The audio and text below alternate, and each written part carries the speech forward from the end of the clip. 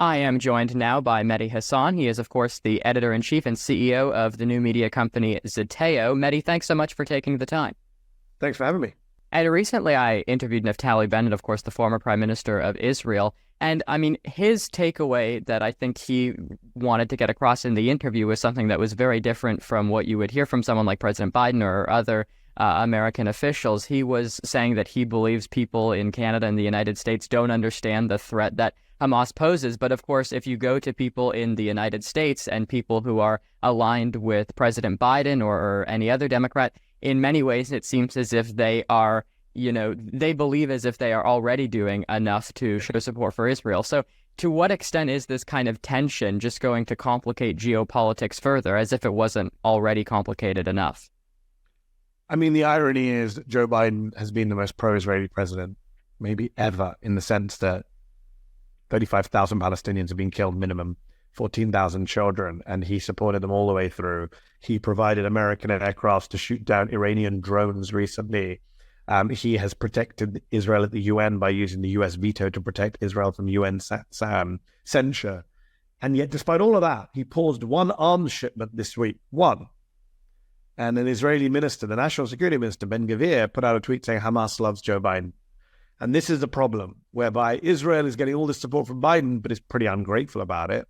Meanwhile, at home, Biden's getting attacked by progressives in his base, by young voters who he needs to turn out in order to win, for being too pro-Israeli. So it's almost, he's put himself in a weird lose-lose situation. And obviously there's a lot of divide, as I asked in my first question, as it relates to Democrats and their stance. You have people like John Fetterman, who is about as pro-Israel as it gets on the Democratic side. And then you have members of Congress like AOC, as an example, who are, very much standing with the people in Gaza and the people who are affected. How is this divide and the optics that it kind of poses, the fact that, for people looking in, the Republicans have had an issue not as it relates to the war in Gaza, but just with division within their party for a long time. The Democrats have been able to claim that they are united. How much could this issue perhaps fracture that reputation? I don't think in and of itself it'll fracture that reputation. I think it's part of a broader division within the party between progressives and non-progressives.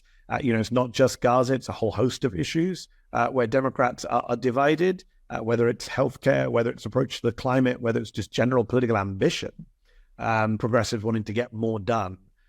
There's those divisions are there, and foreign policy never was really a division within the Democratic Party, but thankfully we do have people like AOC and the squad who are now asking some pointed questions about why we're supporting human rights abuses, why we're arming people who are killing kids, why we're supporting a country that's not aligned with our values. So I think those are important questions. I'm glad they're being asked. I would point out that we shouldn't over-exaggerate the division by looking at Congress. John Fetterman does not speak for the Democratic Party. Zeteo, my new media company, commissioned a big poll just last week, which came out earlier this week and shows that 70% of Americans, including a majority of Republicans, support a permanent ceasefire in Gaza and a de-escalation of the violence. That is not a fringe position. That is not a partisan position. That is the American public's overwhelming position. In fact, 54% of Democrats say what's happening in Gaza is a genocide. So when people say, oh, you can't say genocide, that's too controversial. Well, the majority of Democratic voters actually think it's a genocide. So when we talk about, division within the party, actually on Gaza, the Democratic Party and the American public are pretty united. They don't want violence. They want an end to this war.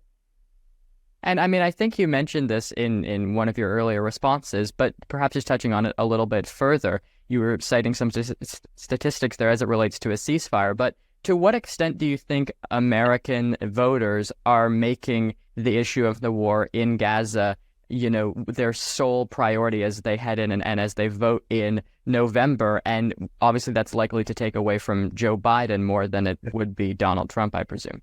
So the best way to think about this is in two ways. Number one, of course, most voters are not making Gaza their top issue. Most voters still think it's the economy, it's inflation, it's jobs, it's healthcare, it's immigration. That's just a fact. But, as I said earlier, in a very close election, even if only 1 or 2% of your base is saying Gaza is my number one issue, and for example, Arab American voters in Michigan who say we will never vote for Joe Biden. We cannot forgive him for supporting a war that's killed multiple members of our families back home, right? Even if just those small bunch of people don't turn up, that could affect the outcome of the election, right? In Michigan, In 2016, Trump beat Hillary by, I can't remember, less than 20,000. Biden won in 2020 by, I think, 150,000. So it's very small margin. So it only requires a small number of people, Wyatt, to say, well, Gaza is the issue. That's the issue for me. It's the issue I can never vote for Biden over. That's enough.